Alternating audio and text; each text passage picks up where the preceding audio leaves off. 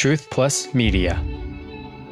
Hello again, everyone. I'm Mike Gastineau, and welcome to this bonus episode, the concluding episode of Season 4 of Iconic Sonics. And we have an iconic Sonic as our guest today, the Glove, Gary Payton, the newest member of the Truth+Media team. He'll be chatting with Chris Daniels. Now, we mentioned this is the concluding episode for Season 4, and if you haven't done so yet, please go back and listen to Iconic Sonics episodes from this season and from seasons past. Most of the content is evergreen. It's fun to listen to at any time, particularly if you're a fan of the green and gold.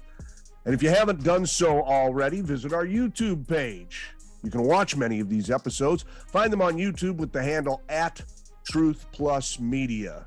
Our title partner this year for Iconic Sonics is Rise Above, a nonprofit organization that educates Washington's native youth through sports and especially basketball. You can learn more about their great work at nativeyouthriseabove.org today. Iconic Sonics is also brought to you by the Edgewater, the legendary Edgewater Hotel, Seattle's only overwater hotel, and by the Queen Anne Beer Hall, legendary in its own right.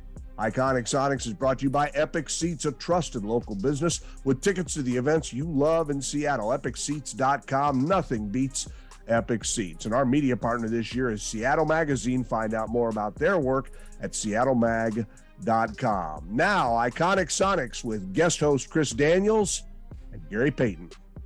All right, so here we are with a guy who does not need much of an introduction to anybody who has followed Iconic Sonics, followed the Sonic story over the years. The Hall of Famer, Gary Payton, with us on this season-ending edition of Iconic Sonics. Gary, how are you? You've been moving, you've been grooving, you've been traveling, you've been in town, you've been out of town. What's going on? Well, a lot going on right now. You know, my life is kind of busy. You know, it's a lot of things, trying to help a lot of these kids out, do a lot of camps. You know, coaching it took a lot of toll on me and stuff. But it's a good thing. As long as you stay busy, it's always a great thing. And, you know, going to Seattle and in and out is even better. You know, I just came up there for the celebrity basketball thing to coach that, me and Sue Bird. So it's been kind of busy. It's going to be another busy month and a half. But, you know, that's just the way it is with my life. Yeah, Champions of Change. You were in town, you were coaching, and it looked like you were really into it. This was not just a celebrity game. You were trash talking with the best of them. What was that experience like, and who was the biggest trash talker in a game like that? Well, you know, last year Marshawn was there, and it was pretty much real fun. But this year we weren't really talking too much trash. I was just trying to get everybody out. You know, they were trying to win the basketball game, so we were trying to win the basketball game. They left a lot of their players on the floor. Jamal played a lot of the minutes, and you know we were just trying to win. You know, we try to be competitive. I don't never want to go to a celebrity game and we be joking around a lot, because that's when a lot of people get hurt. So I was just telling my team, let's just play hard and try to win this basketball game. I won last year, and I wanted to win this year, but so fortunately I couldn't win this year. Yeah, what is it about this Seattle sports community? When you're involved in an event like that, you continue to come back to Seattle to take part in charity events, and have done that now for years. You know, that's an event that Doug Baldwin, who originally did not have a Seattle tie before he came to the Seahawks, is putting together and putting on and raising money as well for his community center down in Renton. What is it about this Seattle sports community that continues to bring people back like you? Well, first of all, you have to play here or you have to be a part of this. You know, I played in Seattle for 13 years and did a lot of things. I didn't go in the Hall of Fame as any other team. It was the Seattle Supersonics, because that's who made me. So these fans who made me, you know what I'm saying? It's not about just because you come and play here. You can play there for a year. That doesn't mean you are part of the Seattle. You have to go and be around that situation. I've done a lot of things in Seattle. I've had a lot of camps. I had a lot of AAU teams. My kids were born there. It's not just, you know, because I played there. It's because I started a life there. And once I started a life there, that's just like my second home. Everybody knows I'm from Oakland, California.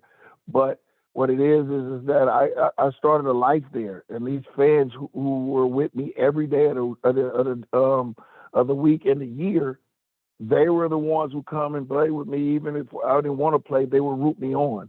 You know, that's why I always say Oklahoma, I would never retire my jersey there, because I didn't play in front of Oklahoma City fans. I played in front of Seattle. That would be a disrespect. And they're just a family to me, and there always will be a family to me, and Seattle will be always my second home. When you come back to events like this, and I know you feel it, and the people who listen to this podcast feel it, that, you know, the Sonics were stolen, the Sonics left a void in this community.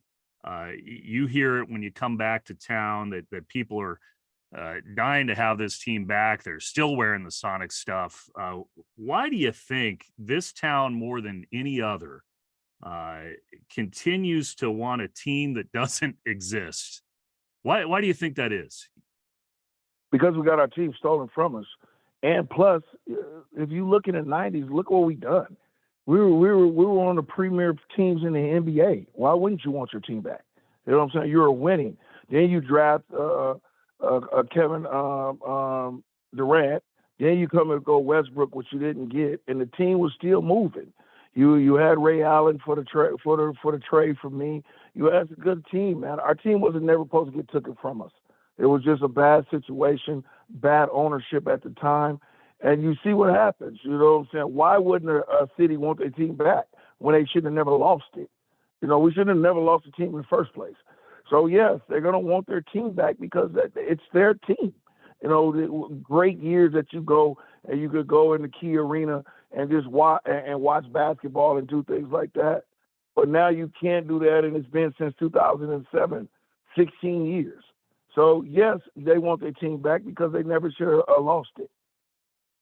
And there's some parallels. It's not an apples to oranges situation in terms of Oakland, your hometown, but you think of I think of just the athletes who have played in Seattle that have their roots in Oakland. You and Marshawn in particular. I think of Damian Lillard, who's of course down in Portland right now, from Oakland, who have always gone back to Oakland and gave back as well. And that's a city that has also seen the loss of teams, whether it be the Warriors or the Raiders, and now a question of the A's. I mean, what is it about Oakland, and what do you think about this talk again of another team?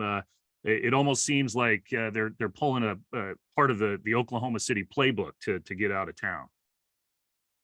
Well, I think that it is a shame for our city.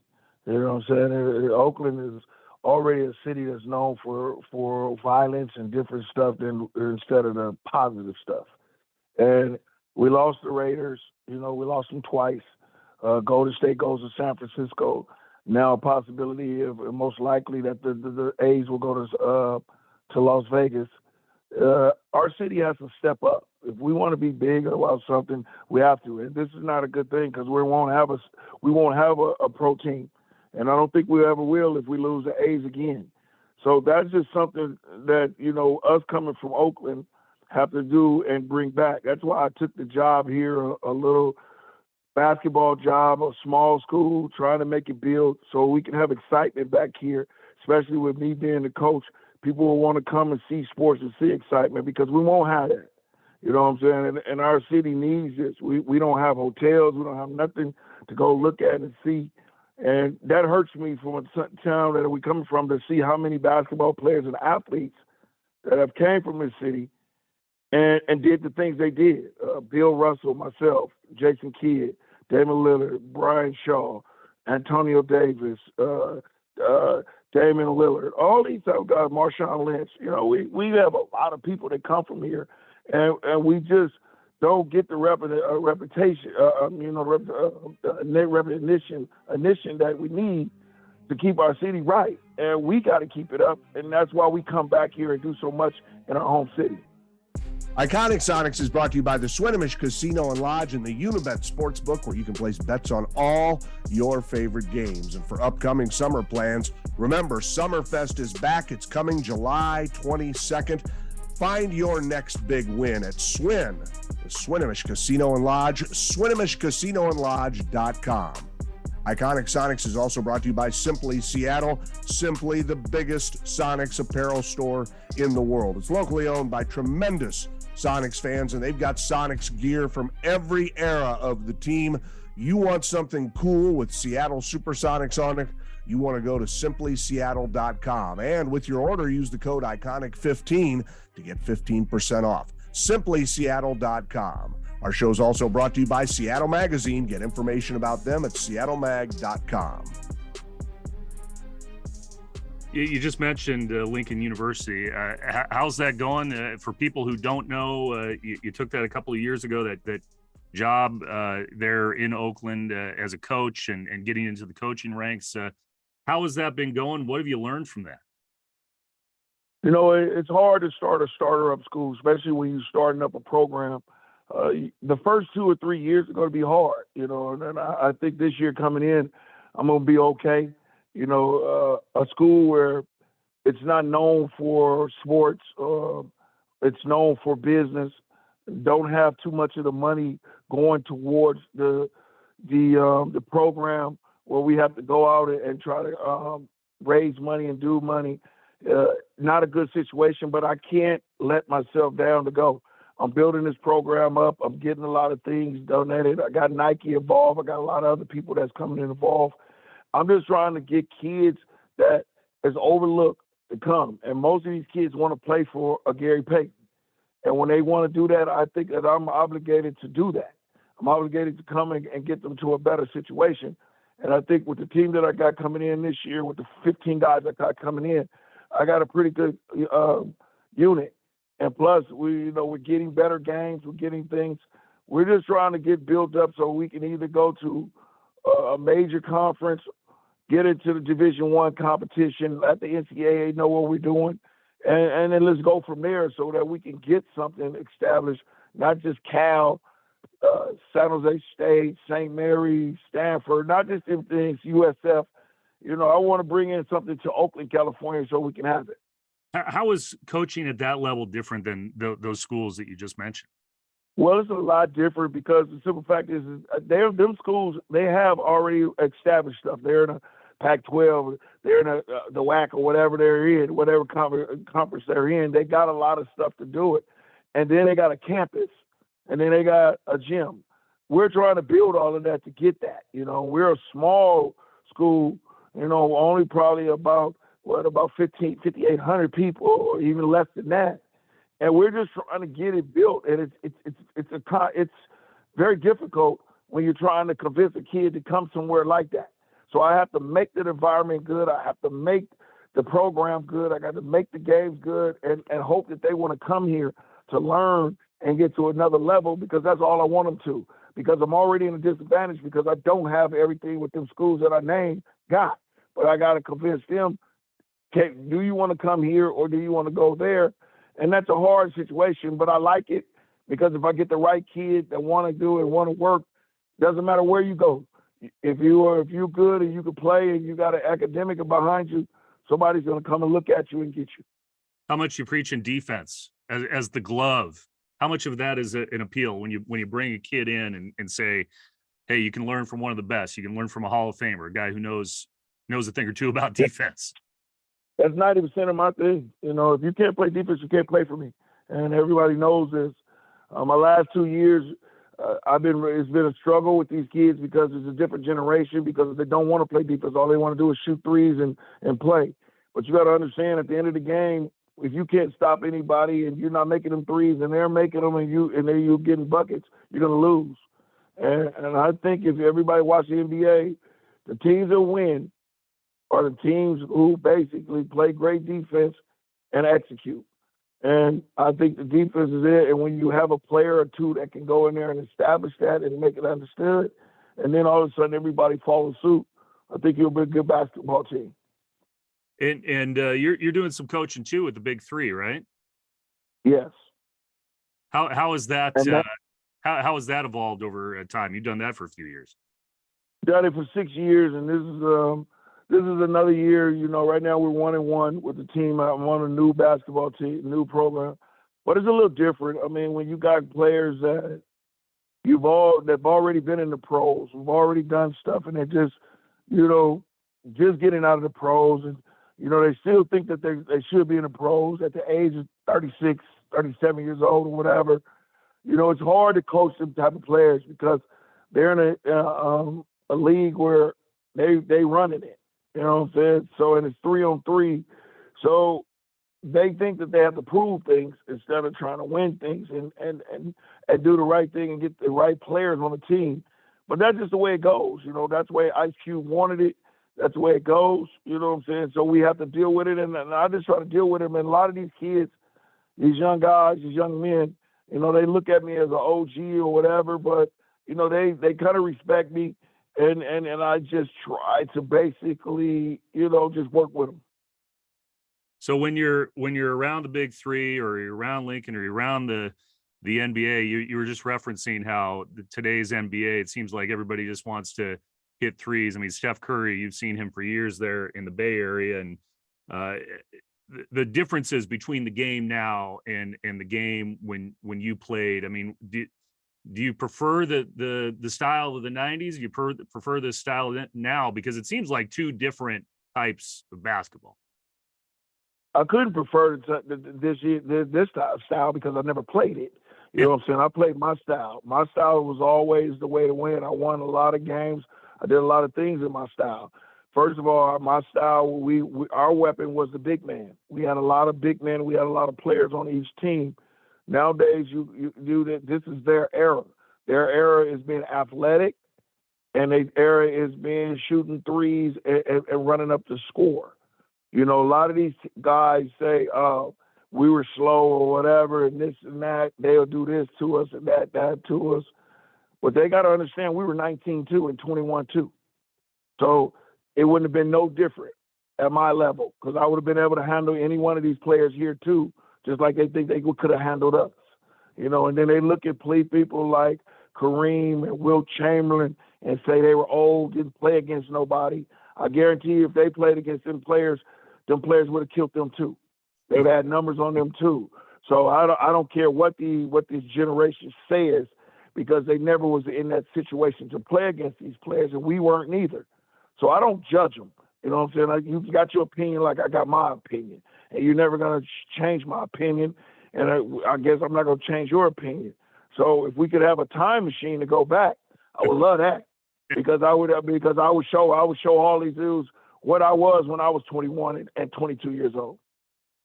Yeah, when you just mentioned a guy who I think changed the game in a way, Dirk Nowitzki, and the Hall of Fame class, the 23 class. Looking ahead here, what do you think of this group of Hall of Famers as a guy who now shares space with them back in Springfield? Well, you know what? This class is a pretty good one. You know what I'm saying? I'll be there to hopefully I try to be there. I usually don't miss one, but my schedule is where it is. But this class is one of the best ones. This reminds me of the Kobe class. If Kobe wouldn't have passed away and he would have been there, this was, them speeches would have been great. I still think the speeches were great with Kevin and Tim. Even with the guys who are going in there, Tony Parker, D Wade, and all of them that's going in this year. This is a heck of a class, you know what I'm saying? And you look at these guys who are going in, they deserve everything they got. Becky Hammonds is going in, people like that, even Paul Gasol is going in. So we look at this thing and just say, this is probably one of the best classes that ever go in. I want to ask you a sensitive question as we continue to look forward here. And I don't want to litigate the case necessarily, but I think there's a lot of people who listen to Iconic Sonics who think of you and Sean together. You've made so many appearances over the years together, and a lot of people love Sean in the Iconic Sonics community. Again, not to litigate the case here, but have you had at least a chance to talk to Sean, and is there any update you can give the listeners of this podcast? All I want to do is tell people that I was just with Sean last week. We did a appearance together. I'm with him all the time. I don't want to talk about his situation. He'll be fine. You know what I'm saying? Everybody is understanding he'll be great. It'll happen. People understand that things happen. and it happened. You know what I'm saying? But to speak on that is not my situation. It's not my business. That's like a little brother to me. I think he'll be okay, and it'll be fine. And your coach during those years, and we're kind of burying the lead here with Coach George Karl. There is an announcement to make with Truth+Media involving you. This is a big deal. Tell us about it. You're joining the group. You're joining Iconic Sonics. Yeah, I'm joining the group. Coach Karl. That was the coach who created me, who started me. Him and Tim Gergerich. Coach Gerg. And Coach got sick on 2 occasions, and I thought he wasn't going to be here. And next thing you know, he goes and makes it out, and then he just got into the Hall of Fame. I did a lot of work to try to get him into that Hall of Fame, and it was successful. He asked me to be his presenter, and stuff like that. And for a coach like that to come in, we both have the same kind of ego, was a challenge. But he made me who I was in the NBA. My first 2 years in the NBA was rough. And then when he come in, I become an all-star, and then I become the person I is because he let me do the things I did because I worked hard. And once he started getting in businesses, and he got in this Sonic stuff and the Icon stuff, and we decided to partner in as something, and I'm going to have my own podcast on here, and we're going to talk about fatherhood and the child thing, and about you having a son in the NBA or any kind of sport, and we talk about it and bring it on. And I'm going to have my own podcast, and it's going to be a really good one. You know what I'm saying? And Coach is going to be on there, and with Kobe, his son, who I raised since he was a little kid. So we're going to have a good time. We're just going to have a great situation here as me to being on a podcast and pumping it up. And this will make it better for me because I'll be around Coach Karl a lot, and that's what I wanted. That's the reason I took this opportunity to partner up with him and do this so that I can spend more time with him. How much do these relationships matter to you after all these years? I mean, you were talking about it near the top, that this is a key part of your life, that Seattle is a key part of your life and continues to be. You are in touch with George, obviously. You're in touch with Detlef. You're in touch with some of the other guys. I mean, is there any way to say what these relationships mean to you in this greater Iconic Sonics family? Well, yeah, it means a lot, especially me and Detlef. We're very tight. Me and Sean is very tight. Me and Coach Karl is very tight. But you got to understand, if we weren't to play with each other and went through the stuff that we went through, a lot of teammates don't be as close as us three are right after basketball or your sport is over. Me and Detlef are extremely tight. Me and Sean is extremely tight. Me and Coach Karl, we're getting back to our situations and getting back to what we're doing. And it means so much to me because all that stuff is over. We met each other through that. Now it's like a family, a brotherhood. And I like that more. Every time we get with each other, we can laugh, we can hug, because we don't know how long we got on this earth. And to make friends like that and stay like that, we're losing a lot of our friends. And I just want to be close to these guys as long as I can. Well, he is Gary Payton. And Gary, I'm assuming we're going to see you up here in October in Seattle for another NBA exhibition game, and we'll see those friendships firsthand there on the court and around Climate Pledge Arena. You sure will. Anything that's got to do with Seattle and bringing us back, I think that's going to come pretty soon, and we're gonna be fine. As long as we do is I'm gonna keep supporting Seattle as much as we can. These games are showing people that the NBA wants us there. That's why they're having it there, and that's what we're gonna do. Gary Payton, the glove, ending season 4 of Iconic Sonics on a high note. Thank you, Gary. We will see you soon. Thank you, guys. I appreciate it. Y'all keep doing a great job, and look forward to being with you guys a little bit more. Thanks to guest host Chris Daniels, and thanks to Gary Payton. It's great to have the glove as a member of the Truth+Media team. And thanks again to you for being a vibrant part of this community and part of the unique energy to bring back the Sonics to Seattle. It's been 15 years now, and it's an unprecedented thing in sports history to see this much interest in a team that's been gone for this long and a team that we know is coming back soon. Visit truth+media.com after listening to this episode to learn more about our company, or go to iconicsonics.com if that's easier to remember. And be sure to rate, review this pod, and follow along on Twitter, Instagram, YouTube, wherever you get your media. Thanks for listening. I'm Mike Gastineau. We'll see you next season for Iconic Sonics.